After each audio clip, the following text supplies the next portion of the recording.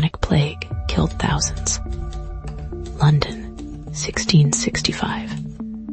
A city choking on its own waste, a teeming metropolis of roughly 500,000 souls, utterly unprepared for the horror about to unfold. The air itself seemed thick, heavy with the stench of the Thames, the uncollected refuse, and the ever-present aroma of coal smoke.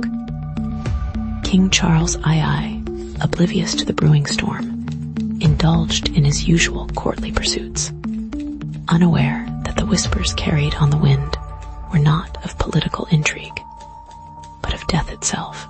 Rats, fat and brazen, scurried through the streets, unnoticed carriers of a microscopic terror that would soon eclipse all other concerns.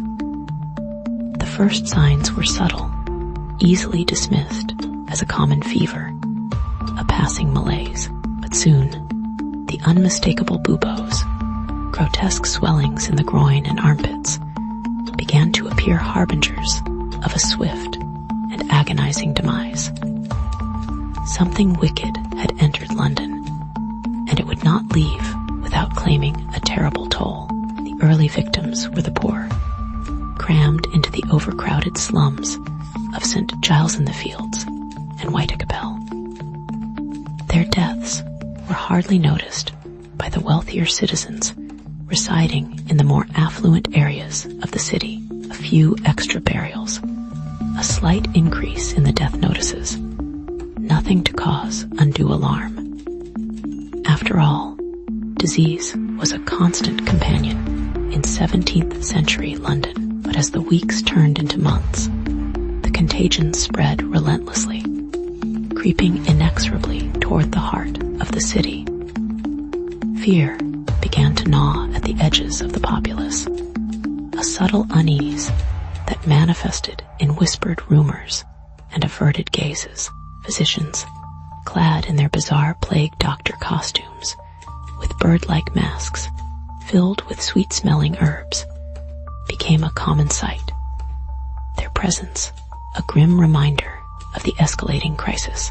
Yet even their efforts proved futile against the relentless onslaught of the disease. The Lord Mayor of London, Sir John Lawrence, initially dismissed the growing panic, fearing the economic consequences of shutting down the city.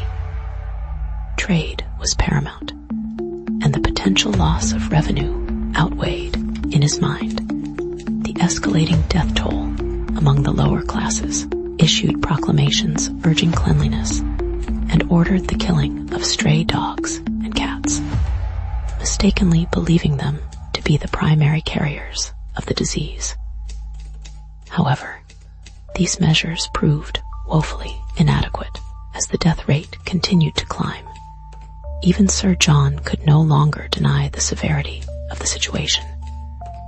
He reluctantly authorized the appointment of searchers, primarily elderly women, tasked with identifying and reporting cases of the plague. Their methods were crude, often relying on superficial examinations and unreliable hearsay. The searchers, often illiterate and superstitious, were easy targets for bribery and manipulation. Desperate families, fearing quarantine and the loss of their livelihoods, would offer them money to conceal evidence of the plague within their households. This corruption further fueled the spread of the disease, allowing it to fester undetected in countless homes. Moreover, the searchers themselves were particularly vulnerable to infection. Their close proximity to the sick and dying turning them into unwitting vectors of the plague. The city's attempts to contain the epidemic were crippled by a combination of ignorance, incompetence, and outright corruption. As the plague intensified, London began to unravel. Businesses closed, shops were shuttered, and the streets became eerily deserted. The wealthy fled the city, seeking refuge in their country estates, leaving behind the poor and the vulnerable to face the full fury of the epidemic. King Charles II and his court relocated to Oxford, abandoning London to its fate. Those who remained were left to fend for themselves, their lives dictated by the constant threat of infection and the ever-present specter of death. The sound of the dead cart, rumbling through the streets each night, became a chilling soundtrack to the city's demise. Its mournful cry of "Bring out your dead," echoing through the deserted alleys. One account, meticulously documented by Samuel Pepys in his diary, offers a chilling glimpse into the daily horrors of the plague. Pepys, a high-ranking naval administrator, remained in London throughout the epidemic, diligently recording his observations and anxieties. His diary entries reveal a man torn between his duty to the crown and his overwhelming fear for his own safety. He describes the growing panic, the empty streets, the overflowing graveyards, and the increasingly desperate measures taken by the city to cope with the crisis. Pepys' diary stands as a testament to the resilience and the vulnerability of the human spirit in the face of unimaginable adversity. But amongst the well-known figures like Pepys, a darker undercurrent was flowing. Accusations of plague spreaders arose. One particularly disturbing rumor involved a group known as the Greaseballs. These individuals were said to be deliberately spreading the plague by throwing balls of grease laced with the disease into houses and streets. The rumor, fueled by paranoia and superstition, led to outbreaks of vigilante violence. Innocent people were attacked and even killed, accused of being agents of the plague. The Greaseballs were never identified or apprehended, leaving a stain of suspicion and fear on the collective psyche of London. The initial panic was soon replaced by a grim determination to survive. Quarantines, though harsh, became more strictly enforced.